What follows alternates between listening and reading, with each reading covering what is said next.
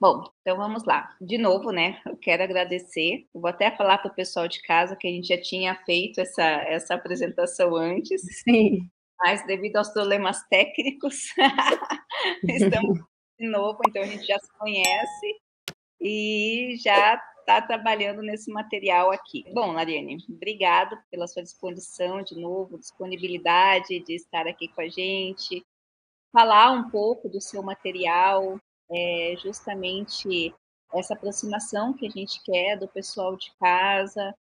Agora acabou de sair as primeiras notas da Qualis, a gente está trabalhando bastante nessas divulgações para que a gente consiga também alcançar o máximo de pessoas.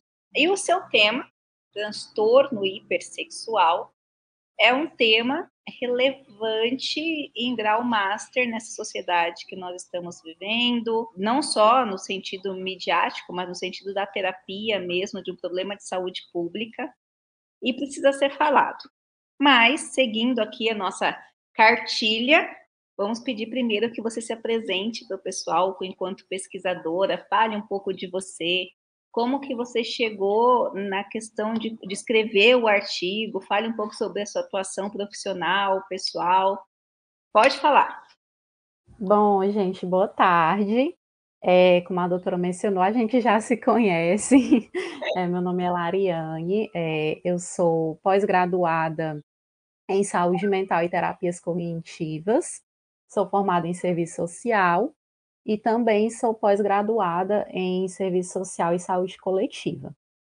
Agora eu estou no desafio da residência, né, eu também sou residente em transplante de órgãos, a grosso modo, né, no senso comum, fugiria um pouco da saúde mental, mas ali dentro da área, quando a gente atua, a gente vê que não foge de jeito nenhum, né. Exatamente. Realmente, também a questão do transplante de órgãos também é um problema de saúde pública e também envolve muito a área mental, né, quando a gente está trabalhando com isso, a gente vê que, de fato, né, existe uma demanda mental muito grande nessa seara. Bom, o artigo surgiu tanto de uma parte do assunto da minha pesquisa de graduação, né, durante a graduação.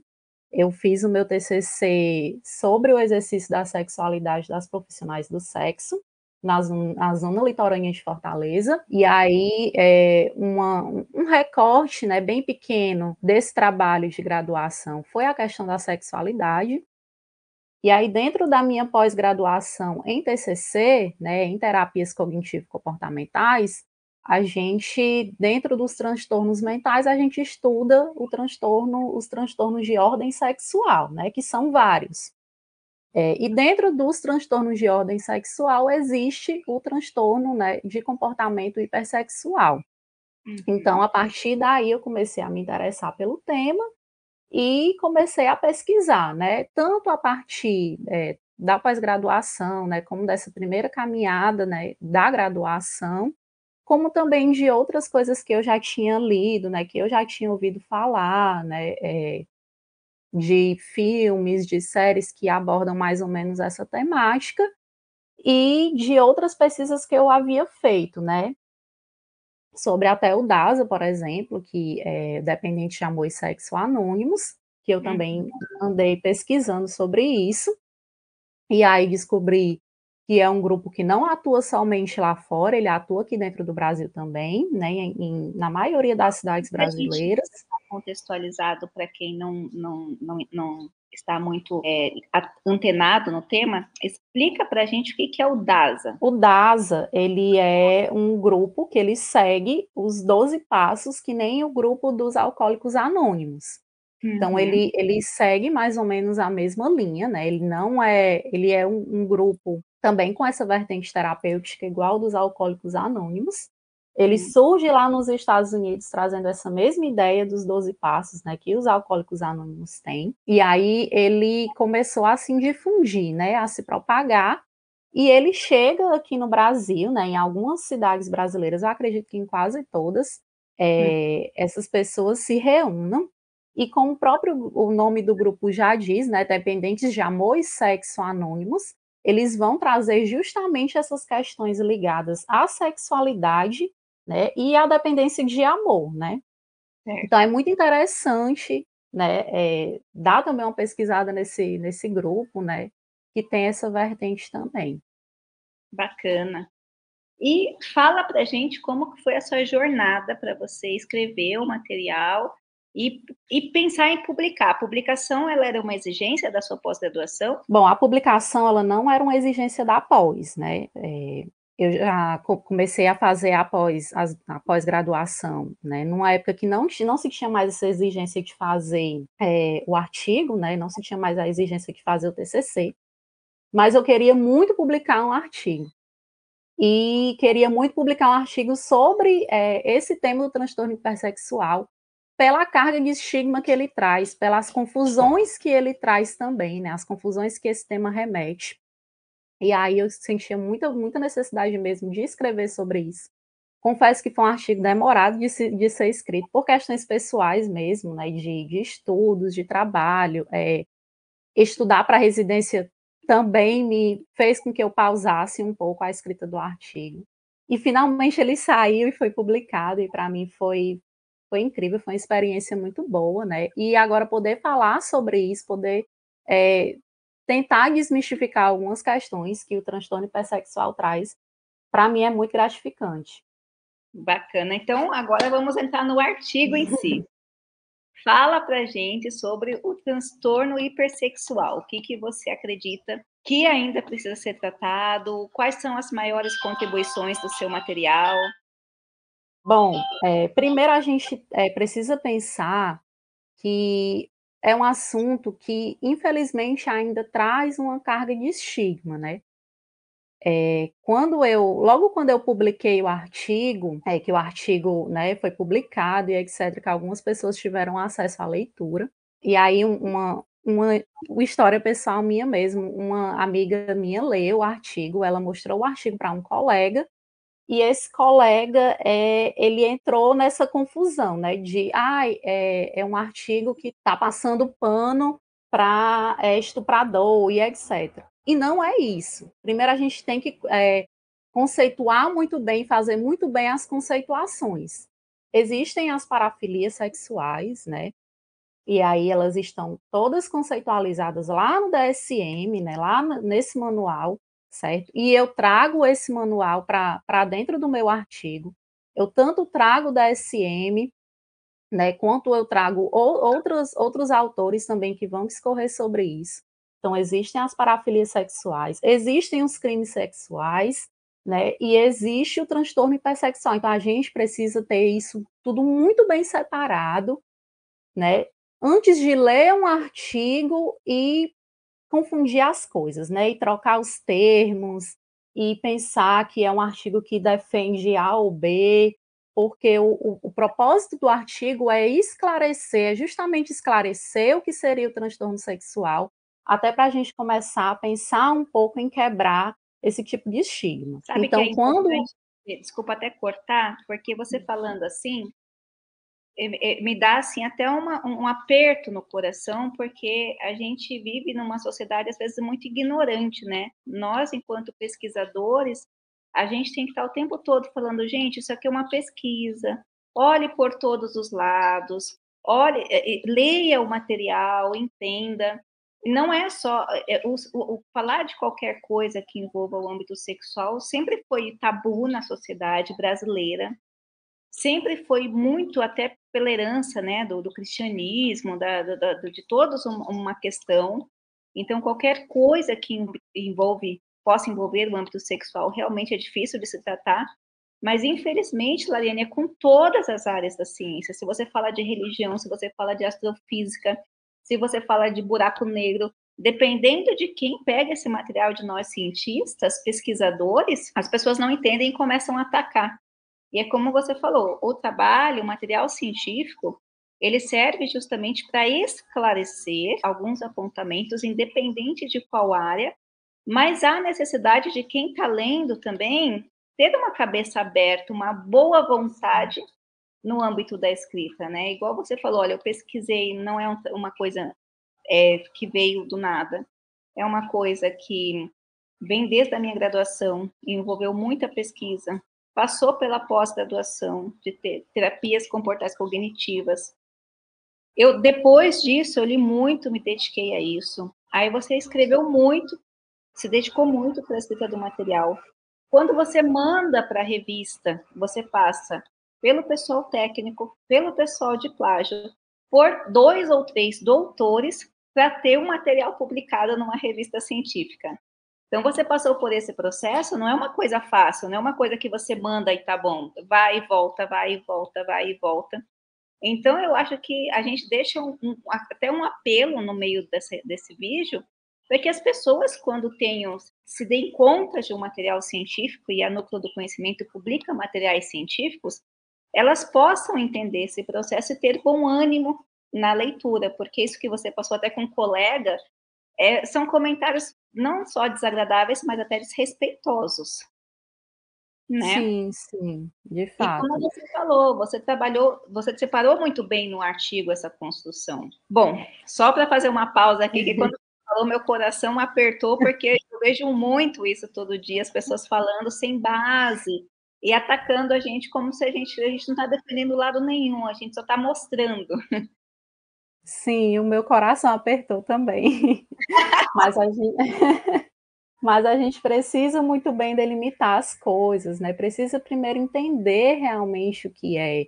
E a pessoa que passa pelo transtorno hipersexual, quando ela, de fato é acometida pelo transtorno hipersexual, ela carrega um sofrimento dentro de si.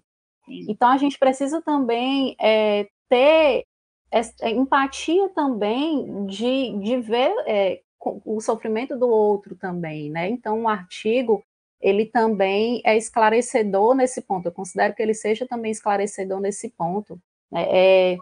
É um trabalho que vem também se juntar a tantos outros trabalhos, a tantas outras contribuições, que chegaram para que a gente comece a quebrar tantos estigmas, né. E o principal a principal quebra de estigma é justamente esse olhar para a pessoa que sofre com transtorno hipersexual. A partir do momento em que ela deixa de exercer as suas funções, as suas atividades laborativas, né, de trabalho, de lazer, né, a partir do momento que ela se prejudica nas suas relações amorosas, em prol de consumir, materiais pornográficos, em prol de tentar satisfazer os seus desejos sexuais a todo custo. E aí, lembrando, e até eu trago também no meu artigo, que o transtorno hipersexual ele não envolve somente a atividade sexual em si, ele também vai envolver esse consumo de materiais, né, e a partir do momento que o indivíduo se vê preso nessa situação, ele sofre com isso, né, porque, poxa, já pensou, você não conseguir, ter a sua vida cotidiana, né, livre, ter o trânsito livre da sua vida cotidiana, porque você tem pensamentos, o tempo todo que vão te levar para aquilo ali, que vão te levar para a saciação desse desejo sexual, e aquilo não te sacia, porque quanto mais você procura, menos você se sacia e mais você se vê preso nessa teia. Então a gente precisa também ter esse olhar, né, quebrar esse estigma e entender que essa pessoa também está em sofrimento por ela estar aprisionada, né, a esse tipo de situação.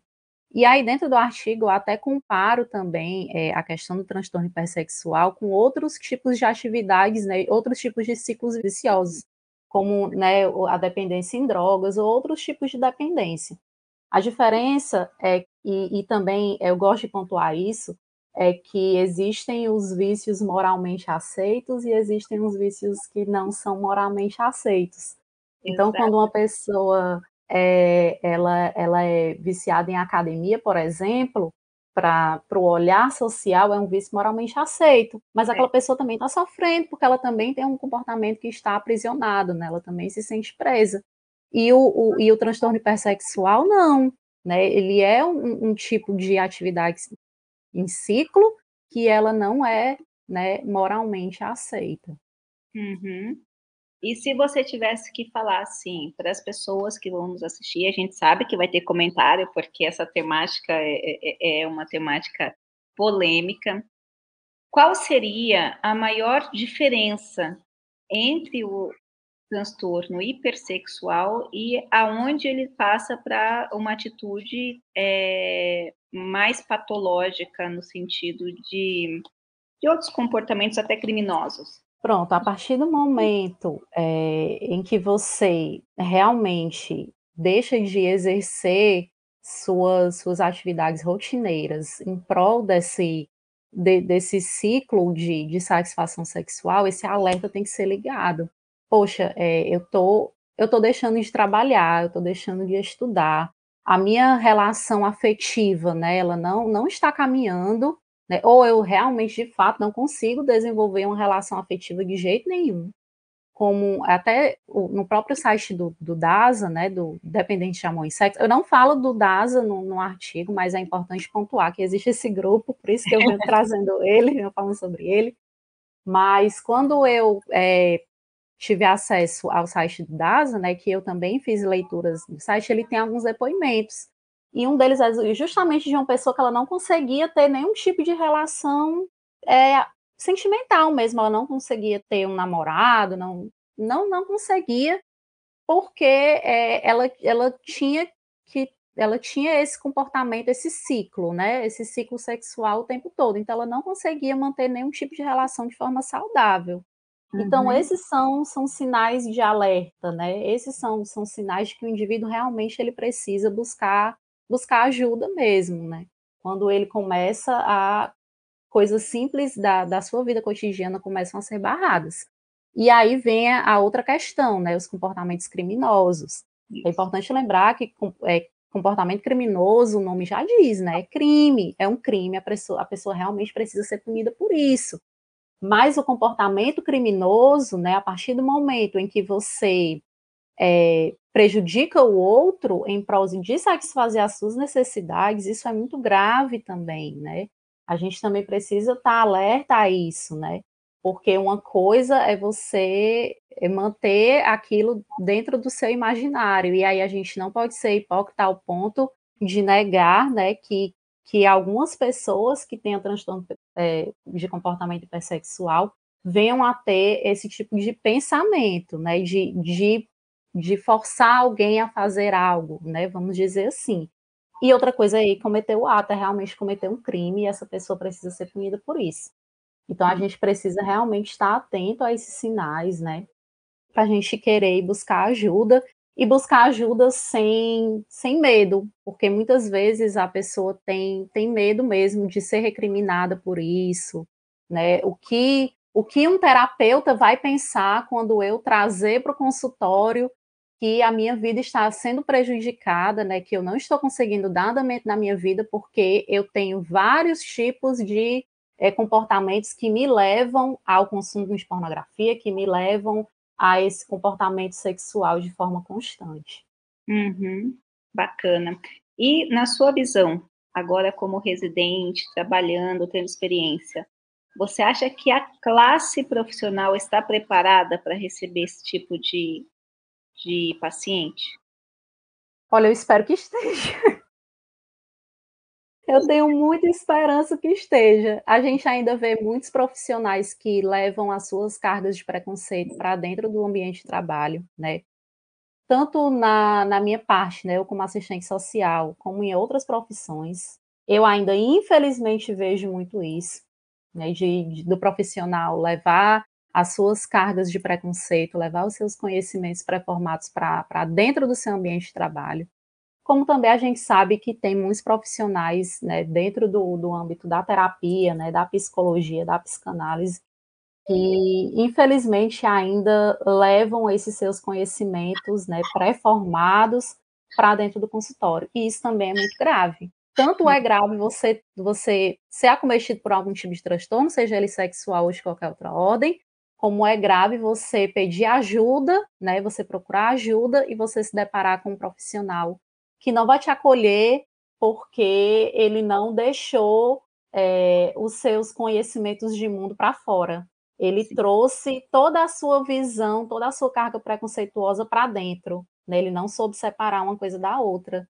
E isso é muito sério, a gente tanto precisa ter uma visão, uma mente aberta para ler artigos, né, para ler artigos científicos, para leitura, para o estudo, como a gente também precisa ter uma visão aberta para a gente poder acolher as pessoas que a gente atende, né? Falando da minha profissão, serviço social, dentro dos hospitais, dentro das instituições, é também um profissional de referência de escuta e de acolhida.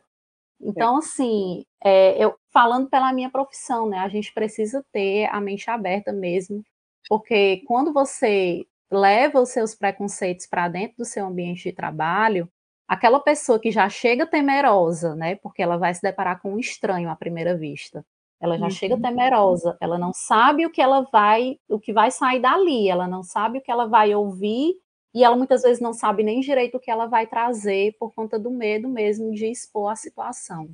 E quando ela decide expor, né, aquele profissional ele não acolhe. Então aquilo faz com que a pessoa deixe de prosseguir com a ajuda, porque ela sempre vai pensar, né, que não, para a próxima pessoa que eu falar, também vai me receber dessa mesma forma. E aí a carga de estigma tende a aumentar ainda mais. O estigma vai começar dentro da própria pessoa, né? E aí ele leva, né, para fora.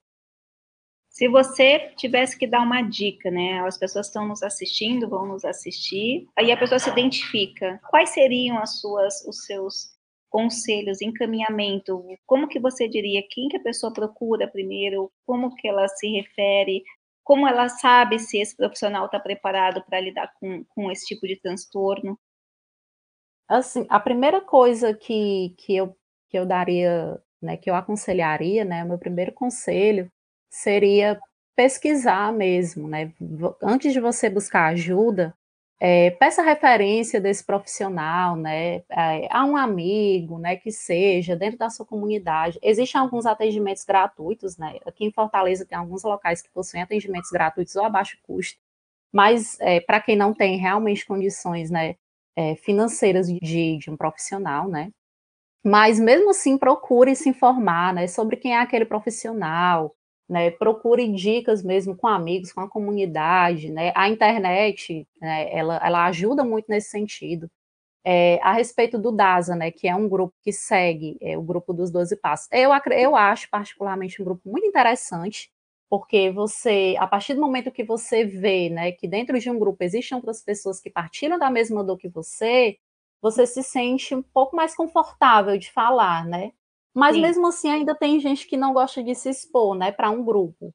Então, para quem realmente não acha muito legal a ideia do DASA, né, eu sugiro que procure mesmo a terapia individual, né, você e o seu psicólogo, você e o seu psicanalista, né, seja qual a linha de abordagem que você quiser procurar, que você se sentir confortável para procurar, mas que procure as referências daquele profissional, né, justamente para você poder prosseguir com a ajuda.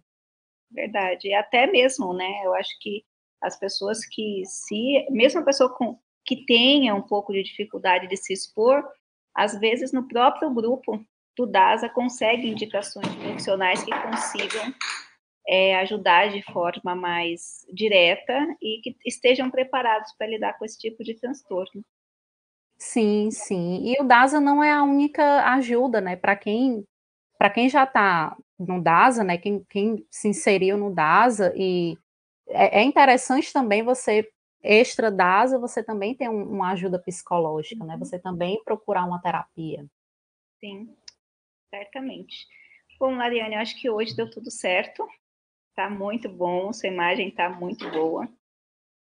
Muito obrigada por ter participado de novo aqui com a gente. Eu acho que tudo tem seu tempo no universo, às vezes não era para sair naquela época, agora a gente já está mais preparado. Mas vai dar tudo certo dessa vez e muito obrigada por ter se disponibilizado em falar com a gente de novo. Eu é que agradeço, muito obrigada mesmo, muito obrigada por ter aberto espaço, né, para a gente falar desse tema, que é um tema de tanta relevância, né. Muito obrigada. E não esquece, quando terminar a residência, aí mandar o artigo para a gente de novo. Com certeza. Tchau. Fica com Deus. Tchau.